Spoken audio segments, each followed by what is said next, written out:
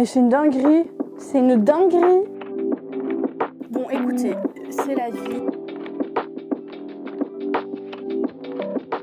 Bonjour la compagnie, j'espère que vous allez bien. Dans cette vidéo, je vous emmène avec moi pour réaliser un défi, plutôt relever un défi, que dis-je? Relever le défi de réaliser une robe de soirée, en fait c'est plutôt une robe pour un mariage où je suis invitée, en moins de 24 heures. Alors je suis partie sur un modèle assez simple, ce modèle, qui est une robe Infinity. Mais en fait, le problème c'est que le défi c'est un petit peu complexé. Je dois en faire deux finalement et pas une seule. Autant vous dire que si je me plante, je me plante pour deux et je me plante surtout aussi pour le fait qu'il va falloir trouver une robe en urgence pour le mariage. Donc je vous emmène avec moi. Alors l'avantage c'est que c'est deux fois la même robe, donc on croise les doigts pour que je m'en sorte. J'imagine que ça devrait aller, je n'ai jamais fait cette robe. On va voir à quoi ça ressemble, on va voir même si au niveau du porté c'est pas mal. Et je vais déjà vous montrer le tissu que j'ai acheté. Du coup j'ai acheté ce tissu. Alors je sais pas trop ce que c'est comme matière, faudrait que je retourne sur le site. Mais il me semble que c'était une gabardine stretch ou quelque chose comme ça. C'est assez fluide et regardez, c'est assez stretch.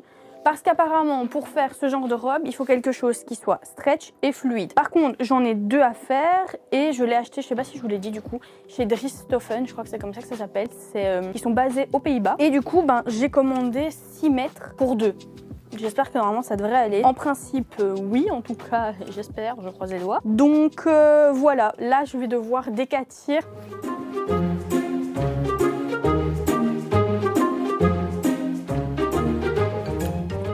Comme vous pouvez le constater. Je suis joie et bonheur. C'est parti. On commence par la première étape, toujours décatir. Il faut aussi allumer son fer pour décatir nos Zika. J'allume mon fer. Du coup, petite info, avant de continuer cette vidéo, vous allez rire, mais ça.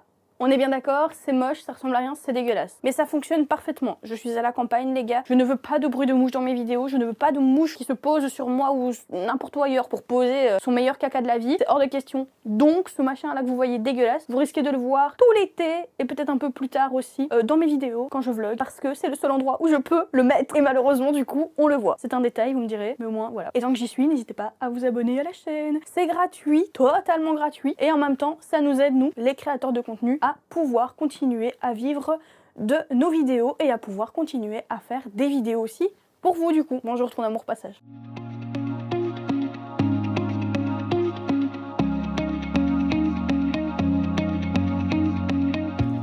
Du coup mon tissu est repassé, ça m'a pris 20 minutes. Ça va, encore, en vrai. Et on va maintenant passer du coup à la découpe des différents morceaux qu'il faut. Je vais vous mettre ça sur papier, on va faire les calculs ensemble, etc.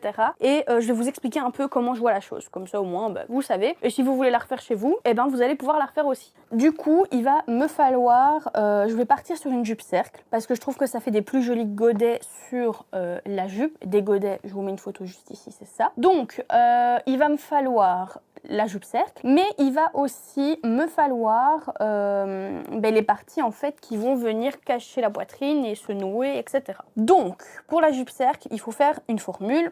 Donc c'est votre tour de taille divisé par 2 fois pi. Comme ça vous savez. Donc du coup je vais faire le calcul. Le tour de taille ici on est à 83,5 divisé par 2 fois pi, donc 3,14 fois 2, ça fait 6,28, donc divisé par 6,28. 13,29. Alors moi ce que je veux aussi c'est mettre une coulisse élastique supplémentaire au niveau du tour de taille, comme ça au moins quand on mange, etc. on est à l'aise. J'ai pas envie de mettre un fermoir parce que du coup ça va prendre beaucoup plus de temps, beaucoup plus de technique, etc. Du coup pour ça moi je vais augmenter un peu le tour de taille, comme ça je vais avoir un petit peu de front supplémentaire au niveau de mon tour de taille. Donc je vais partir sur un tour de taille de 90 divisé par 6,28. Donc il me faut un rayon de 14,33. Ok, je vais vous faire le dessin maintenant. On passe sur la feuille. Donc, on a besoin d'une jupe cercle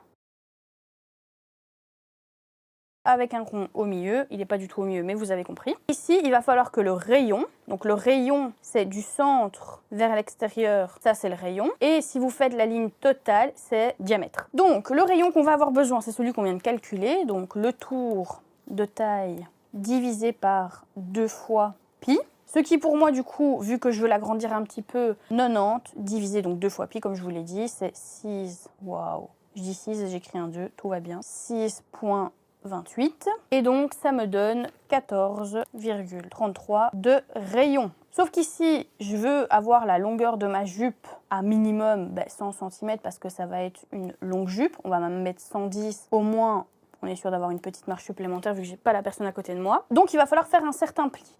Il va falloir en gros avoir 2 morceaux de jupe.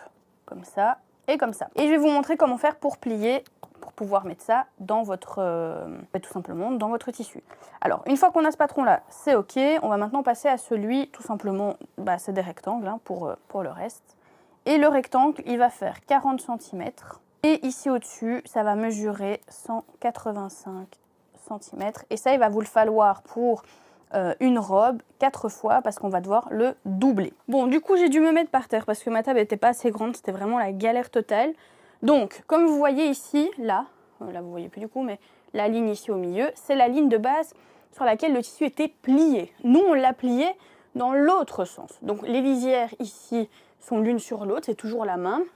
Et là-bas, on a l'autre lisière, ok? Maintenant, on va tracer, donc je vais vous montrer comment faire. Donc, vous voyez pas ma tête, mais c'est pas grave, le plus important, c'est les explications. On a le pli qui est juste ici, ok? À droite, on a une lisière, et ici à gauche, on a une lisière. Ce qu'on va faire, c'est qu'on va devoir rapporter notre rayon. Mon rayon à moi, je décompte ma lisière parce que je vais la couper, il est de 14,33. Du coup, je viens faire mon trait à 14,33. Je fais pareil sur ma lisière, donc là je l'ai fait sur mon pli. Et on va faire ça maintenant pour avoir un arc de cercle.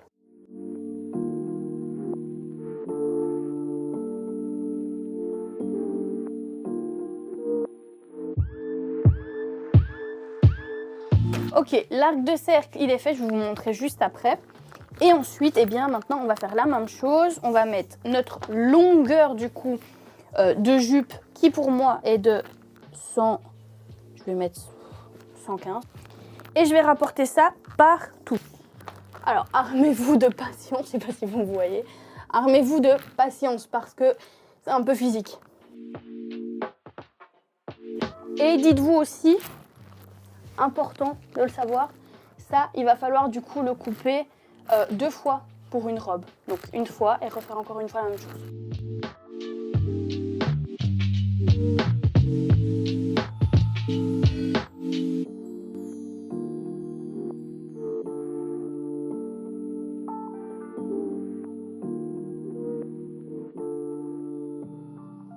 On a juste ici notre arc de cercle. Je vais essayer de vous zoomer pour que vous voyez mieux. Là, on a notre arc de cercle pour la taille. Et ici, finalement, j'ai dû faire 109, mais là, vous n'allez pas voir grand-chose ici.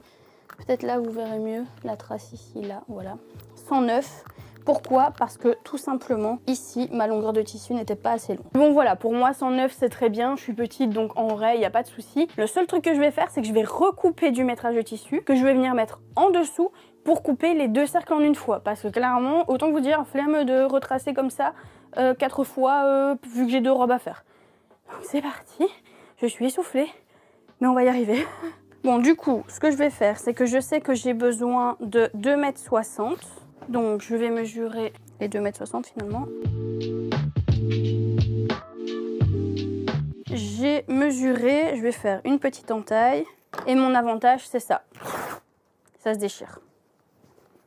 Et du coup, tant que j'y suis, je vais faire 4 fois les jupes cercles. Donc je vais recouper encore 3 fois la même chose pour venir mettre toutes les sous-couches en dessous de ma jupe cercle.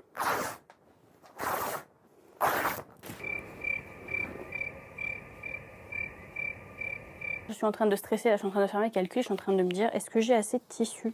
Combien j'ai pris de tissu? J'ai pris 10 mètres, j'ai dit 6 mètres tantôt. 6 mètres. Oh mais en fait non, j'ai pris 10 mètres. Oh, j'ai trop stressé. Parce que j'étais en train de me dire mais là j'ai même pas assez en fait, c'est pas possible. Hein. Mais non, j'ai pris 10 mètres parce que c'était 3,95 € le mètre et j'en ai eu pour 39 € et des... Ouais, donc ça fait 10 mètres et je crois qu'il n'y avait pas très de livraison. Bon, c'est pas grave, au pire je trouverai une astuce. Attendez, je suis en stress, je vais quand même vérifier ma commande là. J'ai bel et bien pris 10 mètres. J'ai eu chaud. Vraiment là, j'ai eu un coup de stress, les gars. Je sais pas si ça s'est vu sur mon visage, mais je peux vous dire que j'étais bien stressée. Mais du coup, ça veut dire que j'ai peut-être mal mesuré celui-ci alors. On va le mesurer ensemble. Ok, donc là j'ai fait 2,80. et j'ai besoin de 2,60. Je vais doser. J'ai même besoin de moins parce que j'ai besoin d'1,15 m x 2, ça fait 2,30 m. Je vais faire 2,40, ainsi je vais vraiment être sûre. Mais c'est pas possible, il n'y a pas 10 mètres. C'est impossible. J'ai commandé 10 mètres, j'ai jamais reçu 10 mètres là. C'est impossible. Impossible, il n'y a pas du tout 10 mètres. Oh, mais c'est une dinguerie. C'est une dinguerie. J'ai envie de pleurer. Mais vous savez quoi, je vais tout mesurer et je vais leur envoyer un mail en fait. Petite précision, 2 semaines plus tard, je n'ai toujours pas de nouvelles. Soit c'est moi qui suis folle, soit ils se sont trompés dans le métrage. Donc, plus 124, plus 100, plus 144. J'ai 9,60 m. Ça veut dire qu'il me manque 40 cm. Ah là, je suis en PLS. Bon, je vais réfléchir, je vous retrouve après. Parce que là, j'ai des bouffées de chaleur. A few moments later. Bon, écoutez, c'est la vie. Je vais voir s'il y a moyen que je les contacte, essayer de ravoir du tissu en express, en leur mentionnant qu'il manque du coup c'est 40 ou 60 cm, il faut que je recalcule. Et par sécu, je pense que je vais recommander du métrage supplémentaire. Le truc, c'est que, en fait, effectivement, c'est pas demain que je prends l'avion, on est bien d'accord, mais c'est dans vraiment pas longtemps du tout. Mais c'est pas grave, je vais quand même pouvoir en faire au moins une, c'est déjà ça. Et puis on verra pour l'autre, quoi.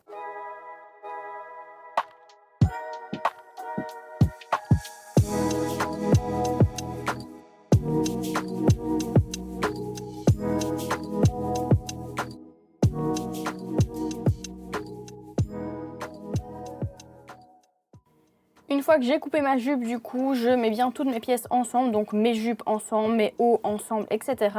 Je retire bien les épingles et je vais surjeter toutes mes pièces. Une fois que c'est fait, je vais épingler tout simplement les côtés ensemble, endroit contre endroit. Je me mets bien sûr correctement couture contre couture, j'épingle et je vais faire la même chose pour l'autre côté. Tant que j'y suis, je prends aussi mes longs rectangles et je vais venir les épingler au niveau donc du petit côté et sur tout le long côté. Et quand je vais aller à la machine à coudre, je vais coudre un petit côté plus un grand côté, mais je vais laisser un petit côté ouvert. C'est vraiment très très important parce qu'il va falloir qu'on puisse le retourner. Donc voilà, il faut maintenant passer à la machine. On va faire un petit point d'arrêt au début et à la fin de notre couture. Et bien sûr, au niveau de l'angle que l'on a, on va faire un point pivot. On va donc laisser notre aiguille enfoncer et on va tout simplement relever le pied et ensuite tourner et continuer notre couture pour éviter d'avoir plusieurs points d'arrêt dans la même couture.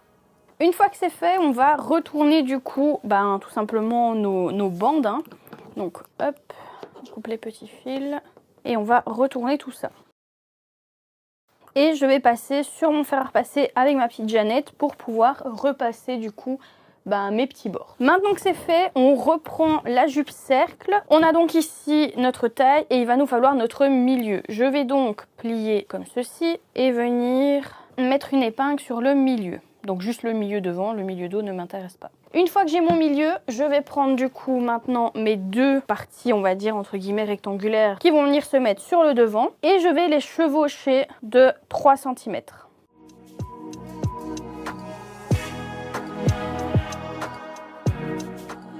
Et je vais venir aussi du coup les épingler sur le reste de la taille en faisant bien attention que à droite et à gauche ils soient bien à la même distance pour que ce soit quand même centré correctement.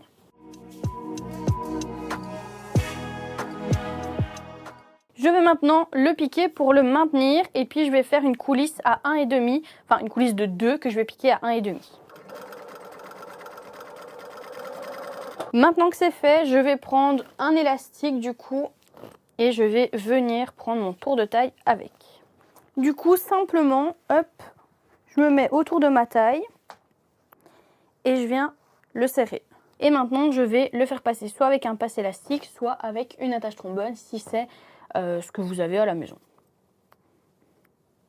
J'ai laissé bien évidemment un petit trou juste ici.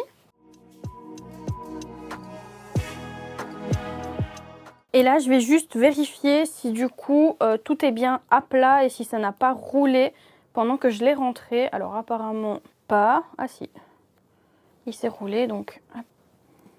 Voilà. Et maintenant, je vais venir le piquer et refermer du coup la couture. Du coup, voilà le résultat. Alors je suis assez contente, je vous avoue.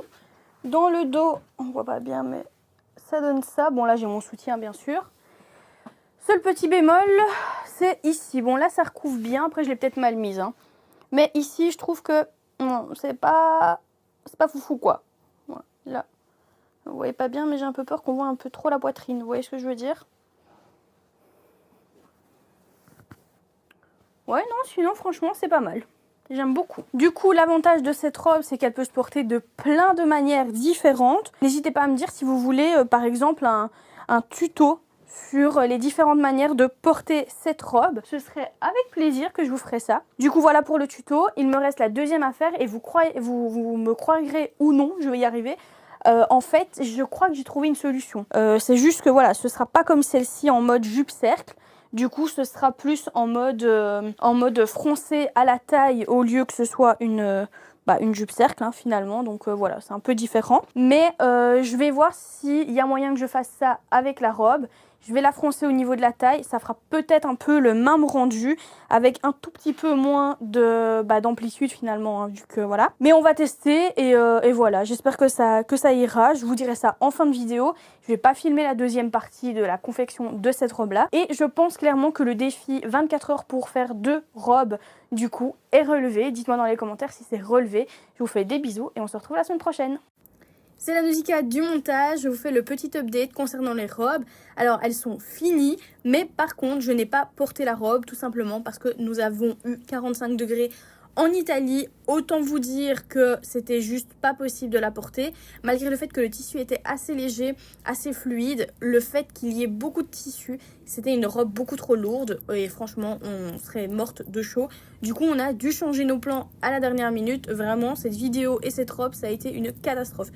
Enfin, la robe, elle est très bien et je vais la porter pour autre chose. Mais je m'attendais pas à cette issue, clairement, qu'on se le dise. Et pour ceux qui voient ce passage de la vidéo, mettez Italie en commentaire. Comme ça, je verrai qui a regardé jusqu'au bout.